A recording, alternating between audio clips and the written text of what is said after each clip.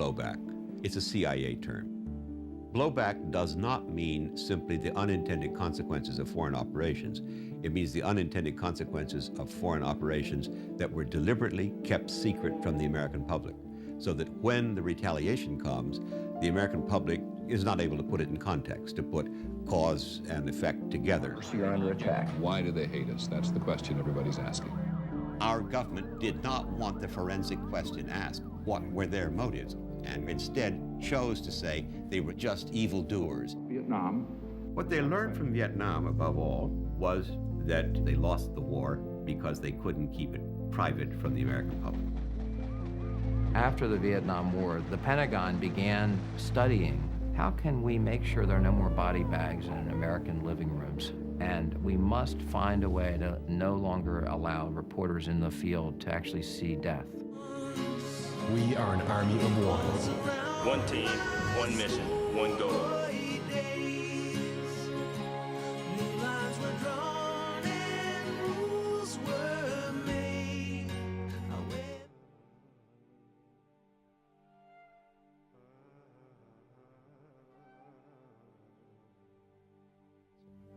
Well, I was in the Pentagon when we got hit. You know, yes, it did change. But the war in Iraq had nothing to do with the war on terrorism. That was a huge leap, a manufactured leap, in order to implement a very calculated and pre-developed foreign policy. There's no better example probably than Vietnam, where you had the President of the United States and the top generals in the Pentagon out and out lying about the Gulf of Tonkin incident that got us into the war, about the casualties, about how the war was going.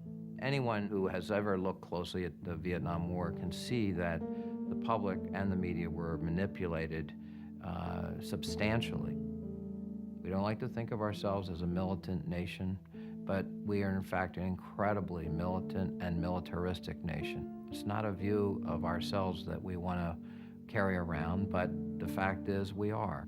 If the president and the military-industrial complex, the defense establishment, if they all have decided that suddenly there's a problem somewhere, we need to drop some bombs or even put land forces somewhere in some country, this is a ritual that we have been seeing for decades.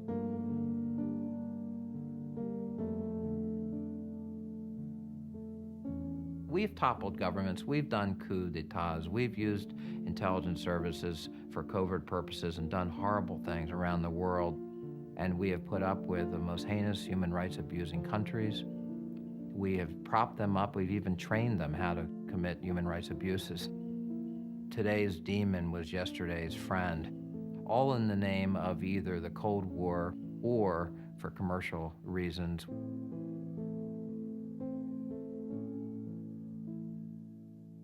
It's basically economic colonialism.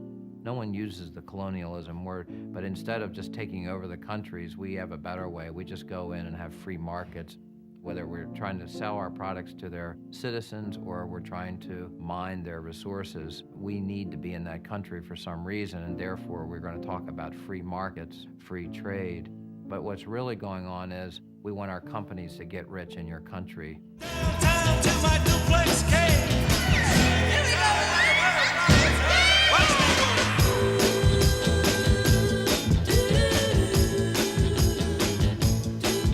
The President has asked Congress for $401.7 billion for fiscal year 2005. Our country spends more on defense than all of the other 18 members of NATO, plus China, Russia. From my standpoint, I think numbers almost are distracting. We have a process that it has a seamlessness where the corporate interests that stand to benefit are so intertwined and interwoven with the political forces that the financial elites and the political elites have become the same people. You do have to follow the money. If you follow the money here, it's not so much that Halliburton wanted a war, so they told Dick Cheney to go get one for him. It wasn't that. But you do get a willingness to go to war. You get a willingness to look at the cost-benefit scenario. American people who have a son or a daughter that's going to be deployed and maybe shot at, maybe killed or maimed in Iraq, They look at the cost benefit and they go, I don't think that's good. But when politicians who understand contracts, future contracts, when they look at war, they have a different cost benefit analysis.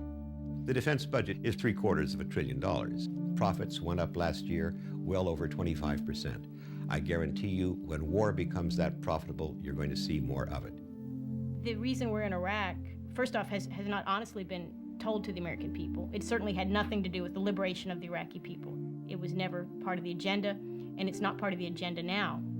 We know we did not have an exit strategy in the invasion of Iraq because we didn't intend to leave. We are in the process right now of building 14 permanent bases in Iraq.